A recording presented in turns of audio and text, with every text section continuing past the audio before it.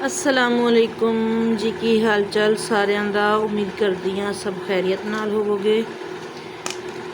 ये राती मैं बनाए सी दही भल्ले, हांडी मैं बनाई नहीं सी राती, बस एवें ही दिल नहीं सी करन दिया हांडी बनाउण नूं, ते दही सुबह जमाया सी, दही भल्ले बना ले। हुण मैं सोचा कि नाश्ते नाल मतलब सुबह दा खाना खाण वास्ते ना सालन वगैरह नहीं है सी।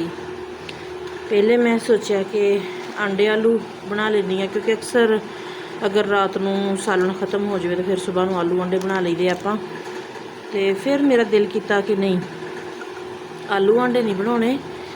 मैं अज अपनी अम्मी वाला काम करदी हाँ। मेरे अम्मी अक्सर यह काम करते हुंदे आ, जदों साडी शादी तो पहले भी करते हुंदे सी, अक्सर करीदा सी। हुण भी अम्मी करदे आ कि जदों किते बाज़ दफ़ा सालन ना होवे ना रोटी खाण लई, तो फिर अम्मी करदे हुंदे कि सब्ज़ मिर्चां दे विच नमक ला के ना ते उन्हां नूं आपां फ्राई कर लईदा वा, तेल विच या घिओ विच, जो भी तुसीं खांदे हो घर इस्तेमाल करदे हो, उन्हां नूं फ्राई कर लईदा वा। यकीन करो कि इन्ना मज़ा आउंदा रोटी खाण दा कि जिथे बंदे ने एक रोटी खानी होवे ना, उत्थे डेढ़ दो लाजमी खादियां जांदियां।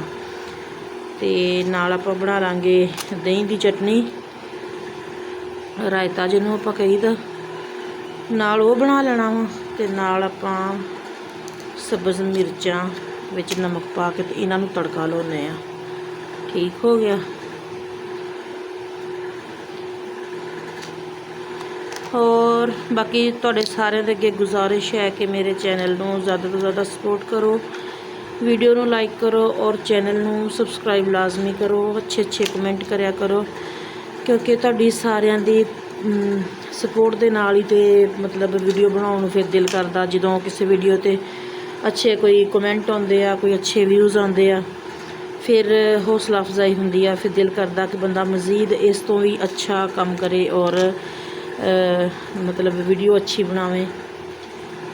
लेकिन कुछ वीडियो ऐसियां वा कि जिन्हां दे उत्ते बिल्कुल भी व्यूज़ बहुत कम आ रहे आ, फिर वो जो इस तरह की कोई हो जाए वीडियो तो फिर दिल टुट जाता वा। ते खुदारा दिल ना तोड़िया करो। जिहदे जिहदे अगे भी आउंदी है वीडियो, ठीक है, वीडियो देख लेंदे हो तुसीं बाज़ दफ़ा, ते सबसक्राइब नहीं करते, लाइक नहीं करते। की हुंदा एक मोबाइल की स्क्रीन के उत्ते एक अंगूठा लाउण नाल, एक उंगल लाउण नाल की हो जाता। तो जे तुहानूं लगदा कि या आप बाज़ दफ़ा सोच लईदा वा कि मेरे एक लाइक ना या मेरे एक फॉलो करन नाल, सबसक्राइब करन नाल अगले बंदे नूं किन्ना कुछ फ़ायदा हो जाना, तो ये सोच बिल्कुल गलत आ। क्योंकि सियाणे कहंदे कि कतरे कतरे नाल दरिया भरदा। ठीक आ। और एक एक करके ही सबसक्राइबर मेरे वधने आ। माशाअल्लाह मैनूं अज 18 दिन हो गए चैनल बनाए नूं, और मेरे माशाअल्लाह 90 के करीब हो गए सबसक्राइबर 18 दिनों च। और ये तुहाडी सारिਆਂ दी भैन भरावां दी मुहब्बत आ। इस तरह अपनी मुहब्बत का मतलब दिखाते रहो, अपनी मुहब्बत का इजहार करते रहो। तो इंशाअल्लाह मैं भी कोशिश करूँगी अगे तो अगे बेहतर तो बेहतर वीडियो वगैरह बनावां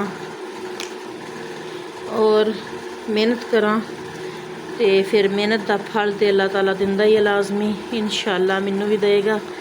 रोज़ रात नूं ये सोच के आपां पै जाईदा वा कि अच्छा, जिवें कहीदा वा कि अक्सर वीडियो वेखी दियां वा कि एक वीडियो वायरल हुई और उहदे तो ही सारे सबसक्राइबर भी पूरे हो गए, सारा वॉच टाइम भी पूरा हो गया। तो हो सकता कभी साडी जिंदगी च भी वो दिन आवे। तो इंशाअल्लाह उम्मीद दे सिर ते दुनिया कायम आ, और मैनू पूरा यकीन आ कि इंशाअल्लाह एक दिन मैं भी कामयाब होंगी ज़रूर, इंशाअल्लाह। और मैनू कामयाब करने विच अब मेरे सारे भैन भरावां दा, मेरी यूट्यूब फैमिली का बहुत बड़ा हाथ वा। अल्लाह ताला नूं इस चीज़ का तुहानूं सिला देवे, अजर देवे इस चीज़ का, इंशाअल्लाह। और इस तरह मेरी वीडियो नूं लाइक करते रहो, मेरे चैनल नूं सबसक्राइब करते रहो। तो ठीक है, हुण मैं मिर्चां च नमक भर लिया वा, इन्हां नूं हुण मैं तड़का ला के फिर तुहानूं दिखाउणी आ। ठीक हो गया। हाँ जी, तो आपां कढ़ाई चुल्हे उपर रख के अग बाल दी चुल्हे विच, ते हुण इहदे च पावांगे आपां तेल। बिस्मिल्लाहिर्रहमानिर्रहीम। हाँ जी, आप पका लिया तेल। तेल गर्म होगा तो फिर ये मिर्चा पावांगे। आज ही आप एक मिर्च विच सुट के वेखी तेल दे कि तेल अजे गर्म होया कि नहीं, पर जे गर्म नहीं होया तेल सही तरह, दोबारा जो सही तरह गर्म होगा ना फिर सारिया मिर्चा पावांगे विच। हाँ जी, तो तेल अपना गर्म हो गया चंगी तरह। हम आप ये सुटते हैं मिर्चा।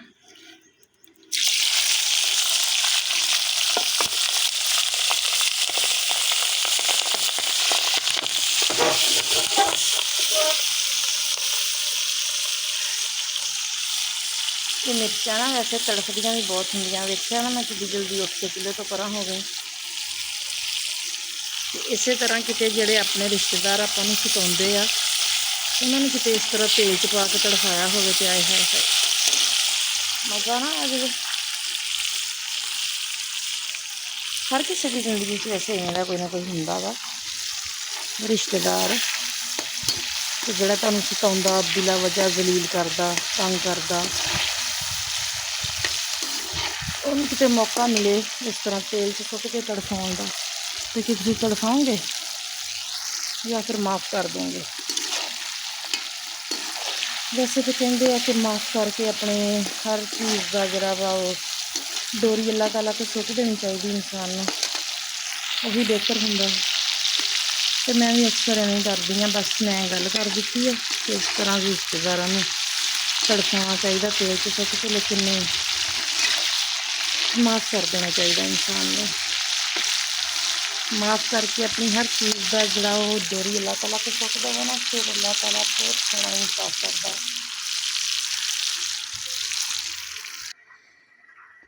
हाँ जी, तो अपना बिल्कुल देसी जिहा नाश्ता तैयार हो गया। ए वेखो मिर्चा फ्राई कीतियां हुई, एक तो करके ट्राई करियो, बहुत मज़े दियां लगदियां। अरे नाल बनाया मैं दही दा रायता।